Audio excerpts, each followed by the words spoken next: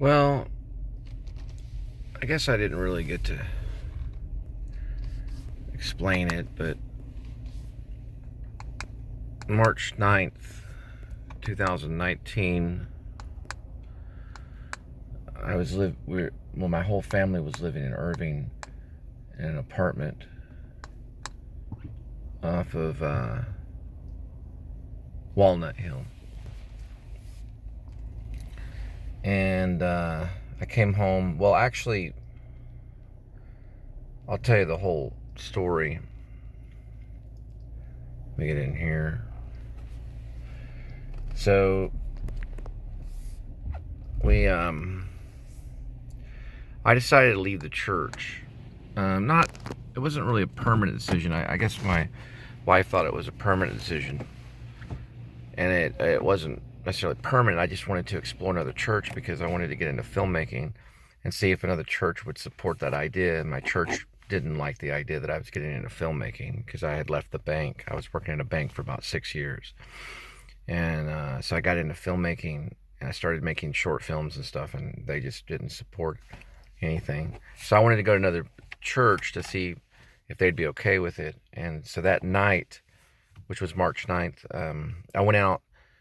I was working for Uber, and I went out to make an extra $30, and I left at about, I guess it was between 9 and 11 p.m. on March 9th, 2019. And I left, and I think I was gone until about 1 or so, came home, and everybody was gone.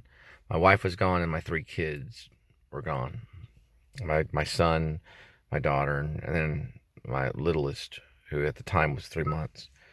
And my girl was 4 months, and my girl was 3 months going on 4 months. My littlest girl, my second girl, was 4 years old, and my boy was 5 years old. So I haven't seen them in about a year, since that's happened. And I found out, from the police and making the reports and everything, that she had found another place and that she didn't want me around. And she had left before she had Gwendolyn. So there was a moment where she left for like 2 weeks, and then she came back. We were going to work it out. But she wanted me to stop making any type of post.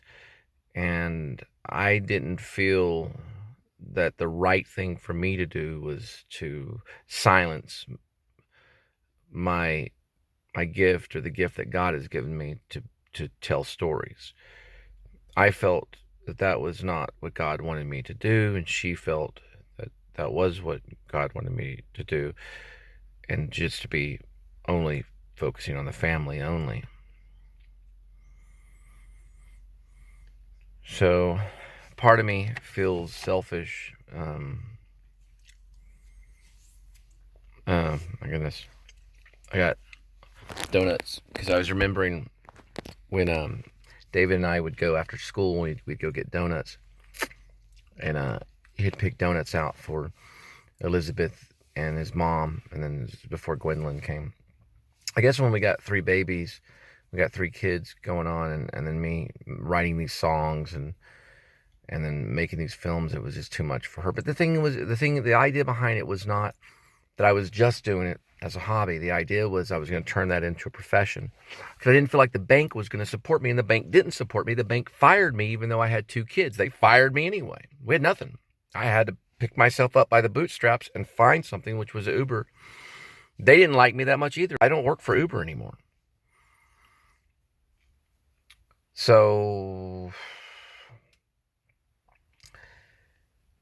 you get to the point when you get to a certain age and you've been an actor for, I don't know, I've been one nearly 30 years, and 50 plays. I've done little tiny parts in films and stuff, but that doesn't really matter.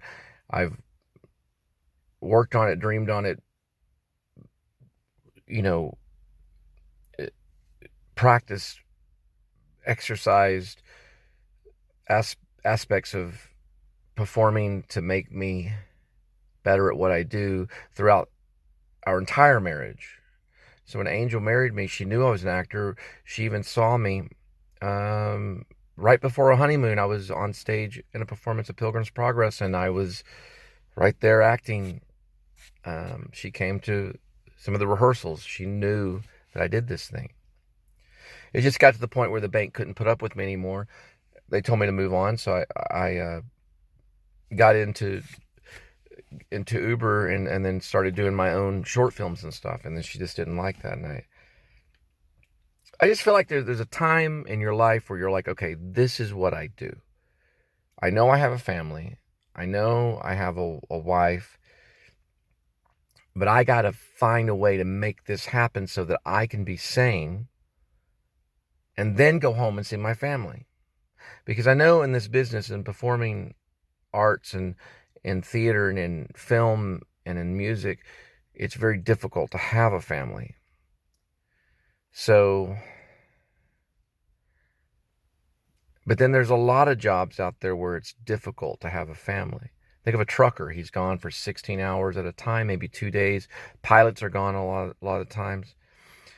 But I guess, it's very difficult to have a family and to be an actor or to be a musician or to be like a filmmaker or to do storytelling and things like that. It's very difficult to have a family and do that.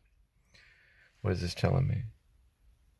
Oh, okay. I'm going to have to go here. It's telling me to hurry up because the phone's impatient.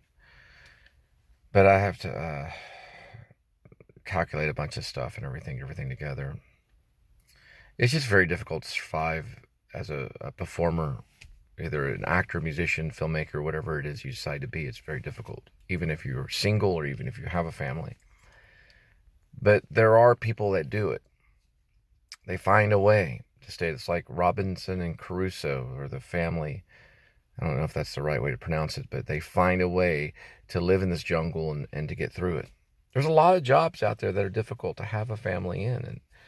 And I didn't think it was very easy to be a banker and have a family, because of the amount of stress that a banker has to go through is an immense amount of stress. Dealing with all the legalism, it drives you crazy.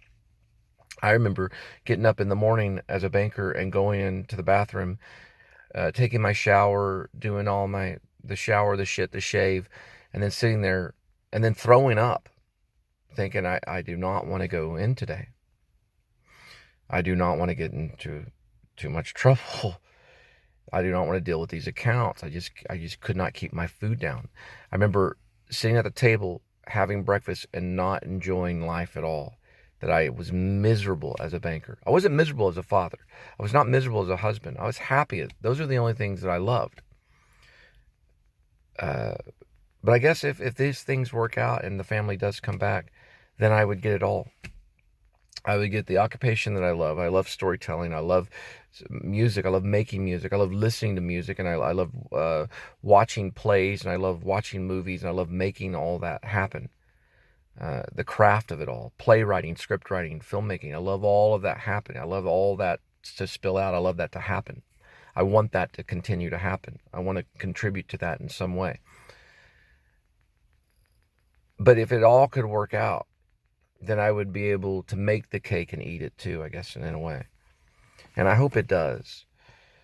I've been by myself now since March 9th of 2019, and we're in like the end of January of 2020. So it's been almost a year. January, February, and 2 more months will be a year. So this diary that I've been making is, I guess, in a way, I know it's there. And I know it's for there for some reason. And I don't know why all of a sudden I had this available camera. I don't know why all of a sudden, boom, I just started filming the world around me. I don't know why. I don't have a complete answer to it. I think it's something I've always wanted to do. And now there's been a time in my life where it's opened up for me and I'm able to do it. And now I know how. I've met some people that deal with software. When it comes to editing, I've met all different types of actors and people that have laid things out for me where it's become possible. So it's never always been possible. Now, theater has always been possible because you show up, you audition, you become part of that community, you become part of that cast, and you stick with it and you can do the show. That's always been a possibility in my life. But it's never really been a possibility to be on set or to to have a movie start to unfold till now.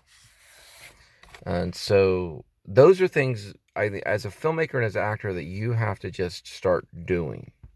Because when you start doing it, it starts happening. You don't worry about the money. You don't worry about the fame. You don't need credit cards to ride this train. Hulu is in the new, The Power of Love. You don't worry about those things. You just do it, and then it starts to unfold. But anyway, I guess I'm making this post to kind of make sense out of this last 10 months of being without my family. It's the scariest thing in the world, because there's no communication with them at all. And I wish there was some type of communication, just something, just some type of acknowledgement, because it's hard to not know what's going on.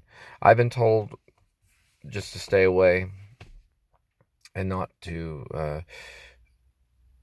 mess with those boundaries.